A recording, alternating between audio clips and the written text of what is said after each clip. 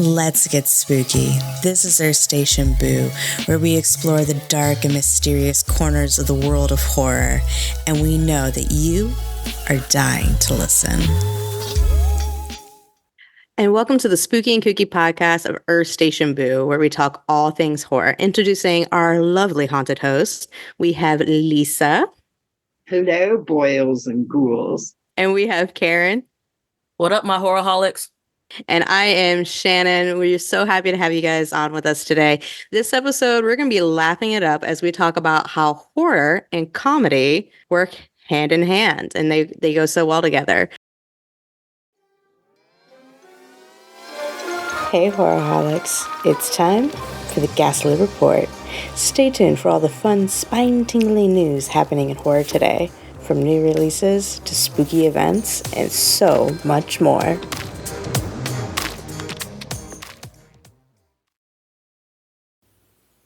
All right. Yes, it is time. It's the Ghastly Report. It is going to be short and sweet, however, because we don't really have a whole lot going on. Docket is kind of on the empty side.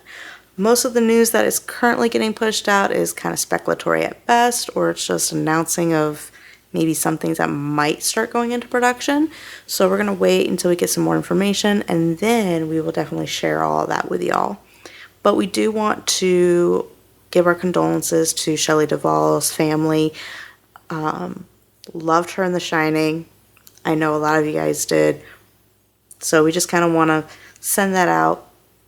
Our condolences for her passing, especially just after her birthday. Now, with that being said, let's move on to some more lighthearted fun stuff, which is our Facebook group. We actually would love to have you guys get into there. If you are not in our Facebook group yet, please come join. We are having so much fun in there. We are talking about events that are happening in our areas. We are posting art. We are posting funny memes. We're posting anything that makes us happy and is horror related. So please come in there and share all that fun stuff along with us, especially events and fun stuff that are happening in your areas that are spooky centric. So I live in Florida. We have our Spooky Empire, which is going to be in October in Orlando. We have Halloween Horror Nights. I know up in like the Dade City area, there is Screamageddon. So you got some really cool fun stuff. But did you know that Spooky Empire is also in the Charleston, South Carolina area? If you didn't, now you do. It's going to be August 23rd through 25th. So share that stuff in our Facebook group because we would love to be able to share it here on the podcast for you. But the states are pretty massive. And if you're listening internationally, that's even bigger. So if you can just let us know in that Facebook group, we can share it here on the podcast so others who are listening can go too. So stay spooky, our lovely little ghouls. Let's get to the show.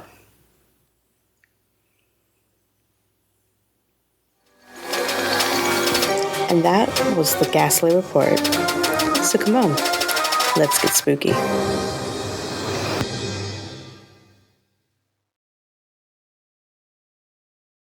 When we first think about comedy and horror, what are our first thoughts? Karen?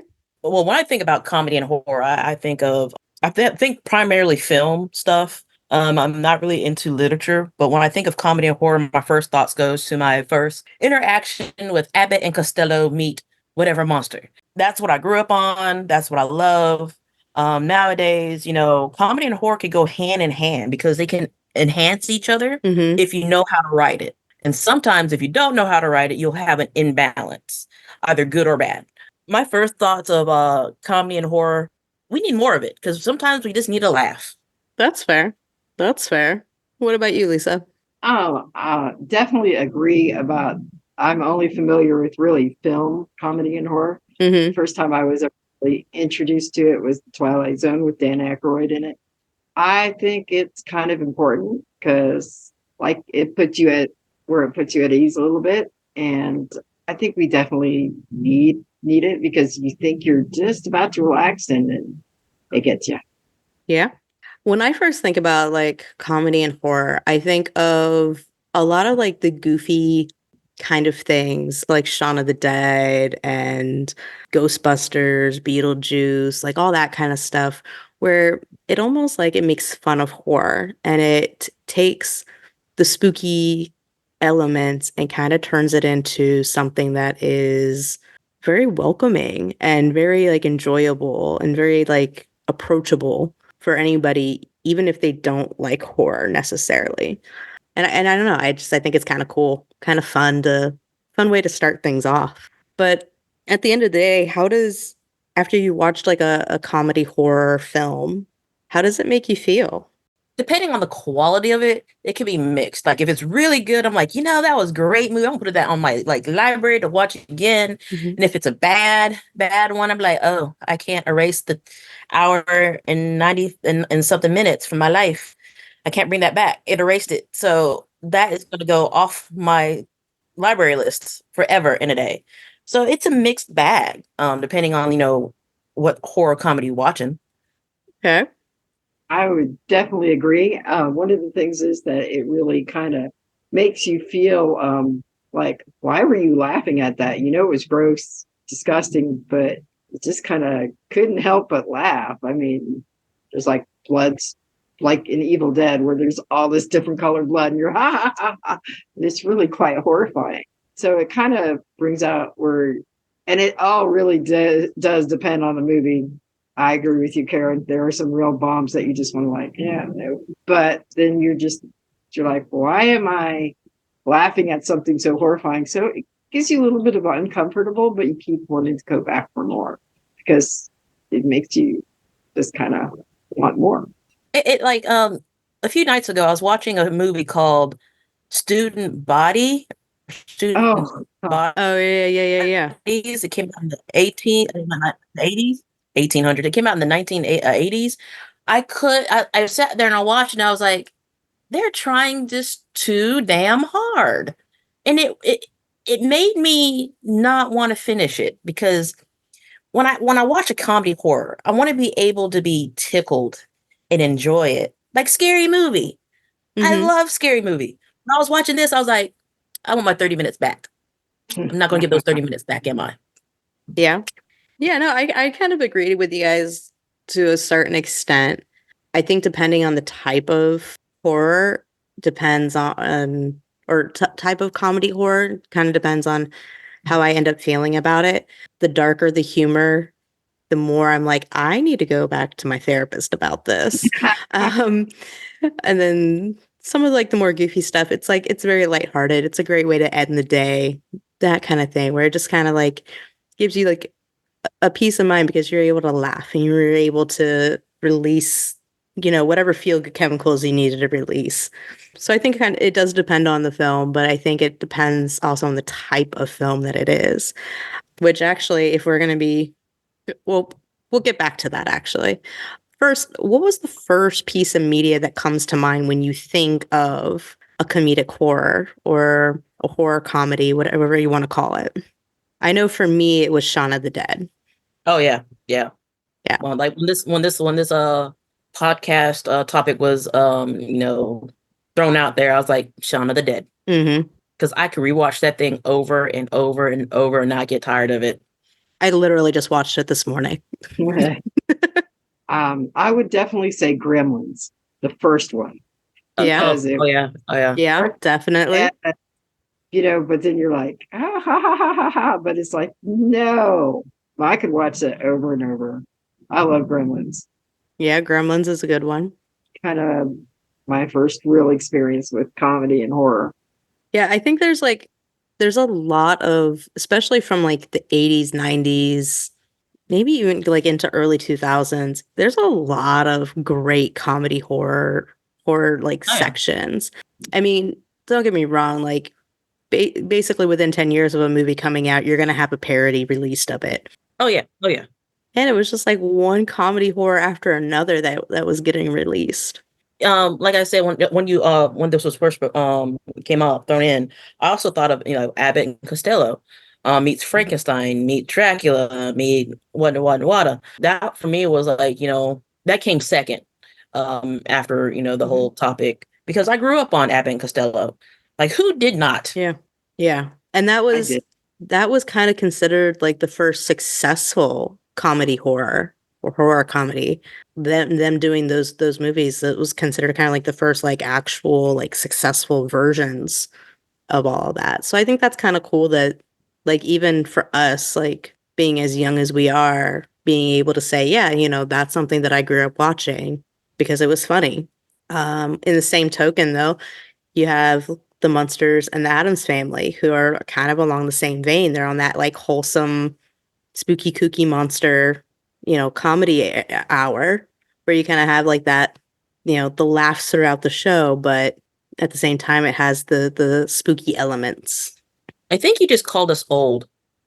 No, I did not. I said we are young. But when you also said like, watching these other shows made me kind of feel old. I was like, dang. I mean, we definitely watched them in syndication. It was not like we watched them fresh as they were airing. True. True. Kind of, sort of. But I kind of like mentioned it earlier about like the different styles of comedy in horror. So you kind of have two. You have like the dark, morbid side of it. Kind of like that's the side like, yeah, you need to go to your therapist and talk to your therapist about why you were laughing at that and why you thought it was funny. Not that there's nothing wrong with that, but you might want to, just examine why you might have thought, the guy getting to be beheaded was funny. But then, like, you have the parody or spoof version of comedy horror. So, with that being the case, which is your favorite examples of those things? For me, for black comedy or dark humor, I would say my favorite go-to movie is American Psycho. Yeah, that's a good one. Oh, I love American Psycho. Christian Bale, that's like my first introduction to Christian Bale as an actor. And I was like, I love you, sir. I hope to see you in more of these. And then he became big and was starred as Batman. And I'm like, I knew he was going places. So yeah, American Psycho. Also what I'll have to say, Black Sheep. Yeah. That was a dark comedy that I did not see going to the way it was going to. I was like, oh, oh God. When they said something about, sheep humping, they really went into that. That kind of made me uncomfortable, but it was hilarious. But yeah. Uncomfortable. Yeah. Yeah. What about you, Lisa? Okay. As far as dark comedy, I really like The Voices with Ryan Reynolds. I have to. I mean, the cat's talking and the dog's stupid, and it's just you kind of feel for him, and you're like, why am I feeling so bad for this psychopath? But then you're like, kind of the way they're treating you, like, yeah, go ahead, get her, whatever. So yeah, that's kind of one of my dark ones. And another one of the dark ones that I really kind of liked was probably Creepshow, because it had it was the original Creepshow, and you're like, yes, the guys. I'm trying not to give too much away, just in case our listeners have. But there's this. No. By this point, especially with that one, it's been too long. Spoil away. Okay, cool.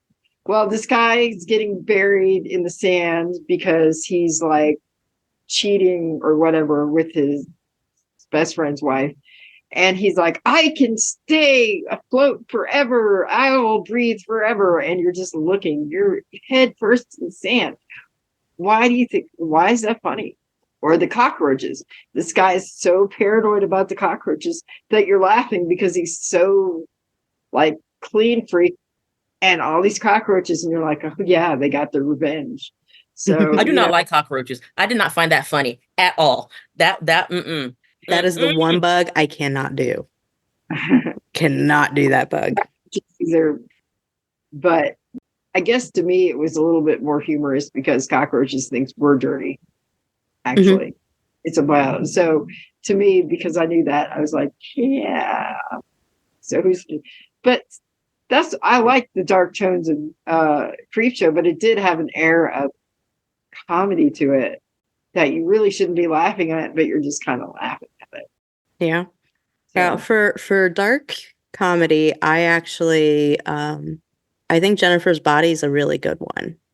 Yeah, that was good. You have the social commentary of the male gaze on the female form and everything there. So you have a lot of serious topics when it comes to this film and what we as women or female presenting individuals have to like go through. But then at the same time, it's just straight up teenage drama. And so it's on the funny side. But then when we go to like spoof comedy, the original Scream movie is absolutely 100% an amazing example of spoof / parody. I mean, they even like go in and tell you what they're spoofing and what they're making fun of and what they're doing the parody of. I mean, the rules alone that Randy sits there and belts out for you, it's just it's chef's kiss. It's like, yes, this is what this is what a textbook parody spoof comedy horror movie should be. And then on the flip side, you have Scary Movie. Yeah. And it's fun of the movie. I mean, it's like you have Scream making fun of like horror in itself, and then you have Scary Movie making fun of Scream. Yep. Oh, I have to say, I have to throw in Tucker and Dale versus Evil. That was like my favorite. That's a good one. That's a great one. Comedy horror. Oh, so I was looking up that movie, The Voice, with Ryan Reynolds in it. Yeah. They put it on my list to watch. A Korean horror one came up, and I was like, I must add that too. So, okay. Not to get confused, audience. There's Voice with Ryan Reynolds. Put Voice with Ryan Reynolds. That would come up the right one. There you go. Do what I did and put The Voice, and I come up with a Korean horror. Another spoof one that I have to bring up is Piranha Double D. Yes. It's just so you see the young adults antics partying in these fish, and it's just blood and guts, and it's just crazy. I like the fact that it makes fun of all this. Yep. Yeah. So another one came to mind was The Blackening that came out, I think, last year. About black people going camping. And then getting hunted down by a serial killer. This is why black people don't go camping. Go up in the woods. Can't go up in the woods. Okay, so with everything that we've just said, there is kind of like a trend of some of these movies being more comedy dominant versus like horror dominant. And then there's also like some that are a little bit more like balanced through. So like personally, like I find like a good like comedy dominant one would be like Young Frankenstein by Mel Brooks. Oh yeah. It's super comedy heavy. Yeah, it's got like the touches of horror in there, so you can throw it into like the horror mix. But it's a good comedy dominant film. What do you guys think? What are some like comedy dominant films that you can think of? Army of Darkness. It was more comedy than it was horror for me. Because it was like laugh upon laugh upon laugh, and then you have the Necronomicon. The Deadites. And then laugh and laugh and laugh again. I would definitely say A Haunted Honeymoon, another Mel Brooks movie. I love Mel Brooks. It was just who doesn't love that man? That was definitely one of my favorite comedy spoofs, other than Young Frankenstein or Frankenstein. Yeah. Oh, I'm gonna have to watch that. That's going on the list to watch this weekend. So when it comes to like dark comedy or like horror, like a horror dominant, I would actually say Evil Dead is a good example because it's still very comedic, but at the same time, I know people who like love like horror comedies like Shaun of the Dead and all that. They will not watch Evil Dead. They're like, it's too gruesome for me. It has too much gore. Really? Because it has too much gore, they won't watch it, even though it's like comedy? Yep. There's a lot of blood in Evil Dead. So I get it. There's a lot of blood in some other movies, but But I'm talking about people who like, they'll watch like Beetlejuice, no problem. They'll watch Shaun of the Dead, no problem, because they're more like comedy heavy versus horror heavy. What else? Okay. But what would you say is like a good one? Do you have any other ones that you'd like to add to the mix? I would say Critters. It's got a Yeah. nice balance of horror and comedy. The first and the second one. The third one's blah. But Really? Because I always thought Critters was more comedy than horror. For me, well, think it's more about it. dominant comedy and then horror splattered in. So But could think that about it. mean, since we're having like two like opposing ideas on this, could that mean that it's actually more of like a balanced film where it's kind of a little bit more evened out and it's more on perspective? I mean, it could be more in perspective, really. Yeah, I always thought it was more of a comedy heavy. Because growing up, I'm like, little balls of fur eating people. That's hilarious. But think And then about it. Oh, sorry. The farmer's perspective. What are these eggs doing with my chicken? So it would be horrifying to find like differences in your food source. for me, it'd be like, what are these eggs, and can I eat them? Because these are big eggs. I mean, can we exploit these eggs and make money off of them? Because they're big. I mean, So that's my thought. It's like, could one can I eat egg them? feed a whole family? Yeah. And would they be poisonous though? I mean, somebody's got to try it. Somebody's got to be the Yeah. first to try. Throughout human history, they're like people been trying stuff, Yeah. liking it or dying. Like who was the first person that ate mushrooms and figured out that some mushrooms were edible and some mushrooms were poisonous? And some know? mushrooms made you trip really well. You know? Okay. Yeah, someone has to make that sacrifice. If Someone that has to farmer be would the have made that first. sacrifice, those critters would have been not. That'd been a whole different comedy right there. Could you imagine oh, we eat critters, and these critters are like, huh? Wait a minute, they eat us, we eat them. So now it's a standoff going on. Yeah. Yeah. What would be some other ones that you guys think would be more of like a good balance between like comedy and horror? Well, for me, let's go back to the horror dominant. For me, it was like American Werewolf in London. That was more horrifying for me than comedic for me growing up. Because Yeah. oh, you got bitten by a werewolf. Oh, you're changing into a werewolf. Oh, you're changing into a werewolf. That is a great effect. And That's then you my have dominant. and then you have his buddy who's like continuously rotting and looking more and more disgusting as time goes on. Yeah, that Exactly. horrified me. That really did. I'm like, oh my God, I don't want my best friend like this. Kill yourself. Nah, fam. I want to live. I guess I'm gonna have to stay with your rotting corpse for the rest of our lives. Yeah. Yeah. No, that's fair. That's fair. A good balance. I would say Cabin in the Woods is a good balance for me. Good balance of horror and a good balance of comedy. Yeah. Because whoever came up with that idea of this, having that backboard of all the different types of horror and the outcome and whatnots. You have your monster of the week and this and this and this. That was fantastic. Yeah. And there's constant comedic relief throughout the movie. Like you have a big scary section, there's almost instant comic relief. Ooh, yeah. Ooh. What about you, And- Lisa? Oh, I would definitely have to say a good balance is Zombieland. Not a big fan, but I love that movie. Oh, yeah. Yeah.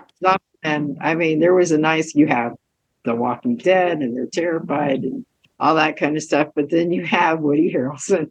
He wants a Twinkie, not a snowball. A Twinkie. I mean, that's all he wanted. And then, when he crying in the dollars of bills, he's like, who said that? And poor Bill Murray. I know. I know. Poor Bill. Poor Bill Just- Murray.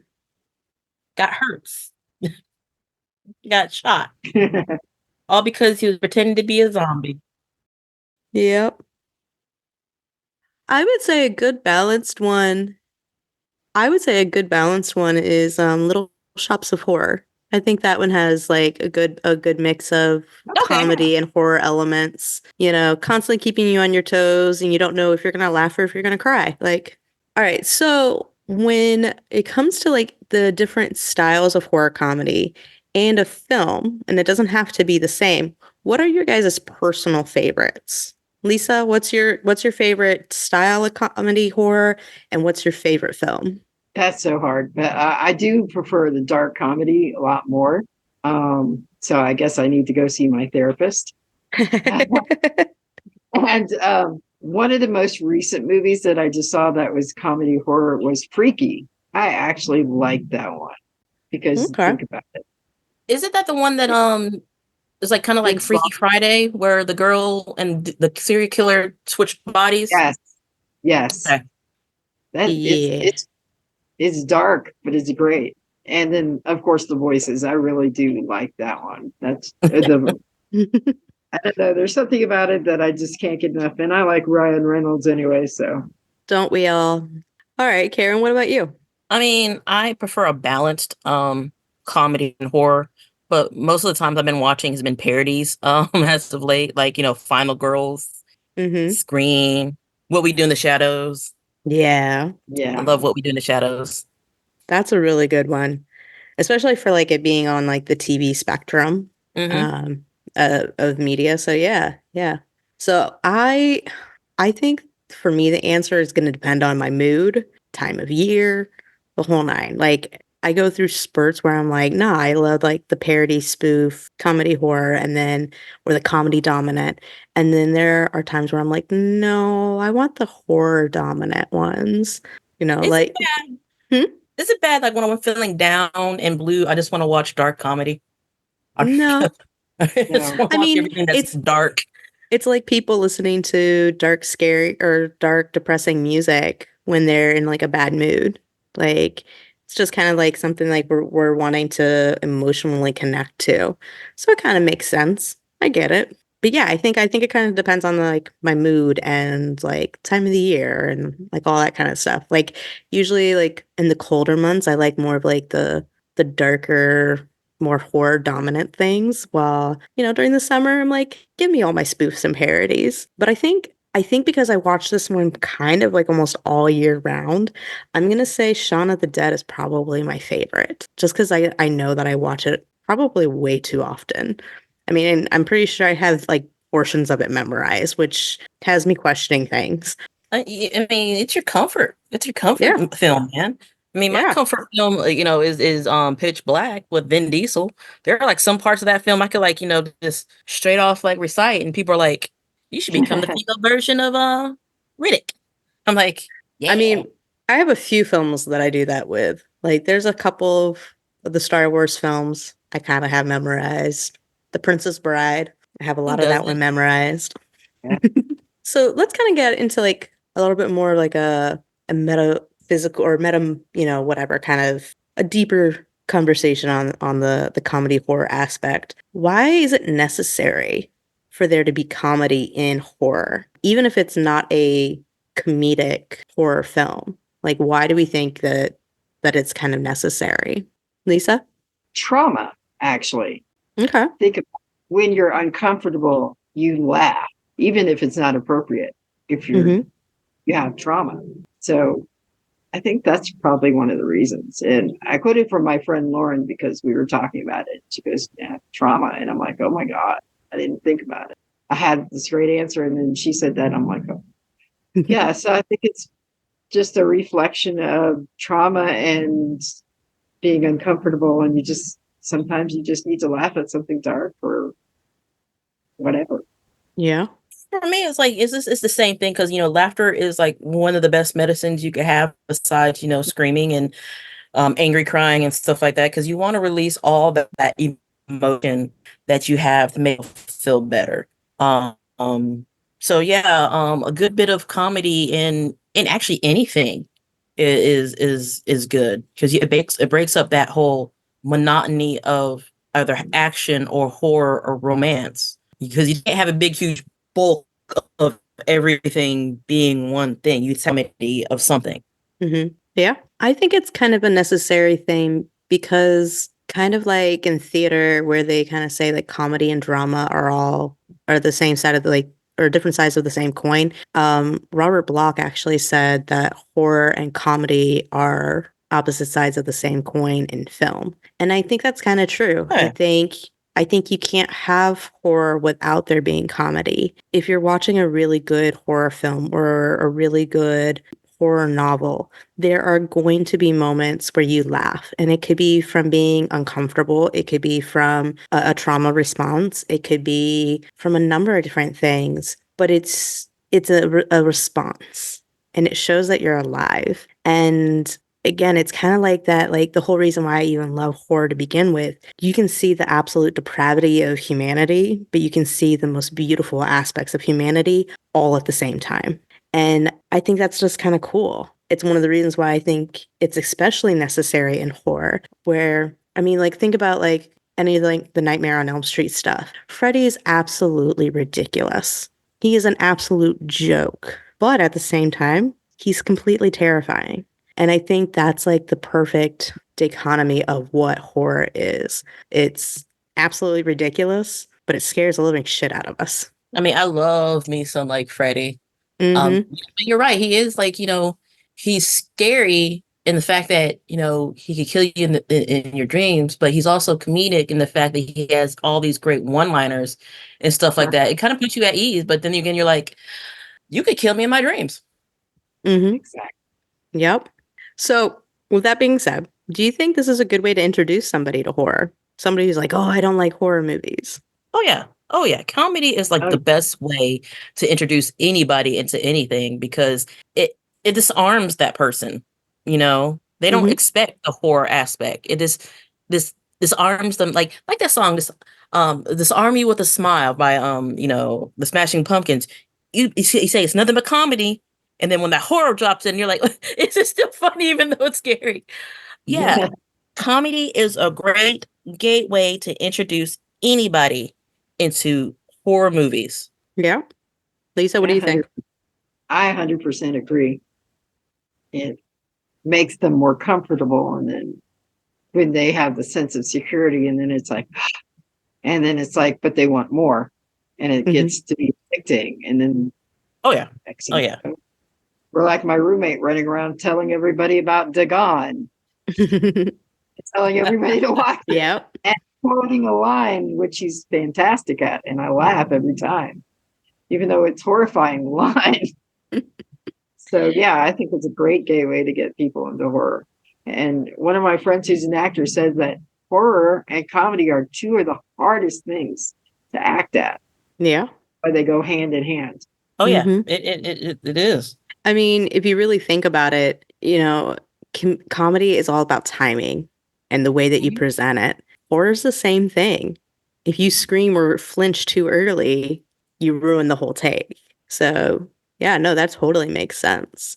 And I agree. I think this is probably one of the best ways to get people into horror, or to even just have them slightly step into some of that gray fuzzy area when it comes to like, is it really scary? Like, for example, my mom hates horror movies, but she loves American Werewolf in London. And I'm like, Mom, that's a horror film.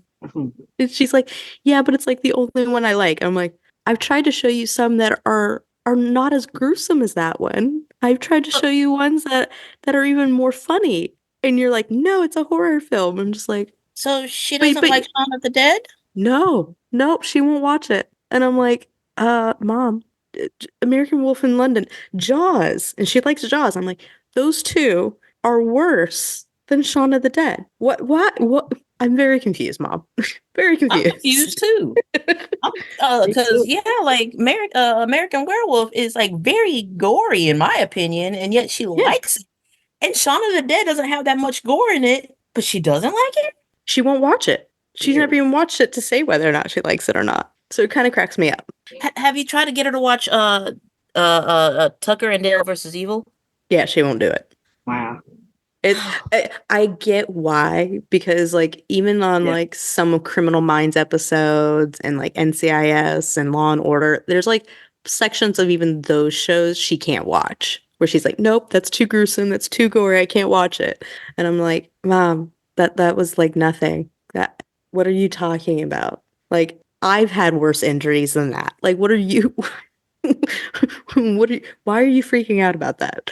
But I also respect the fact that has her limits and she won't cross them. So, every once in a while when the local old theater has American Werewolf in London or Jaws on the big screen, we'll go to that. But yeah, I do think it's interesting, like certain people's perspective on it all.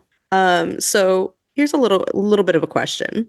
Has there been a movie that was the worst comedic horror movie that you've ever seen that actually made you stop watching the film? So you never finished the film. Oh yeah, Student Bodies. Yeah, Student you mentioned that one. I watched like 30 minutes of it and I was like, what is going on? You don't want any horse head bookends? No. I have to say, Arctic sharks or snow sharks, it was just so bad. I turned it off. It was not funny. They're trying too hard to be funny. And I just turned it off in 5 minutes. I just couldn't watch it. And I love shark movies. What's it called? Snow sharks or Arctic sharks. I think I saw that on Netflix. Yeah, it's just bad. It's not funny. It's not scary. It's just bad. Oh, that's funny. I don't think I've had one that I've actually like never finished, but Human Centipede 3, I actually like stopped at one point. I'm like, this is so ridiculous. I'm not going to finish watching this. And then like the next day I'm like, nah, I might as well just go ahead and finish it and watch the rest of it. But that one was... Did you? Yeah, I did. It's absolutely ridiculous. Absolutely ridiculous. The fact that I want those hours back. The fact that I've seen all three has me questioning things. Has me questioning many things. I can only watch the first one. After that, I was like, I'm done. I'm done. Well, okay, so I watched I can't watch part 2. I can't watch part 3. Only part 1. I watched part 1 and I was like, okay, this is such a stupid movie, but all right, cool, whatever. And then I saw that they had a second one. I'm like, you gotta be kidding me. They made a sequel? What? So then I watched that. And then when I heard that they made the third one, I was like, who greenlit this? Who said, yes, we need to make a third one? And I'm like, I have to watch it. And so I did. And then I'm like, no, I probably shouldn't have. But I can say that I watched all three. But you watched part of it. I did. I watched the whole thing. And it's as ridiculous as the first one. Actually, more so. It's kind of me like when I was watching this movie called Bird Flu. It was so... I should have turned off, but I was like already in it. Yeah. What channel is that on? Bird Flu? It was on Tubi. Oh, okay. And they made like different... I think I made 2 different... part 2 and part 3. It's called Flu Bird. That's what it's called. It's called Flu Bird. Came out in 2008. You need to watch it. Well, I won't recommend for you to watch it, but it was just my curiosity now. Okay, so I know that you guys have mentioned that you're not really into, like, when you think of horror comedy, you don't really think of anything other than movies. But let's talk about TV shows just like really, really, really quickly. Obviously, I talked about The Munsters and Addams Family. We've brought up What We Do in the Shadows. But let's talk about maybe some of like the newer stuff that's coming out, like Wednesday.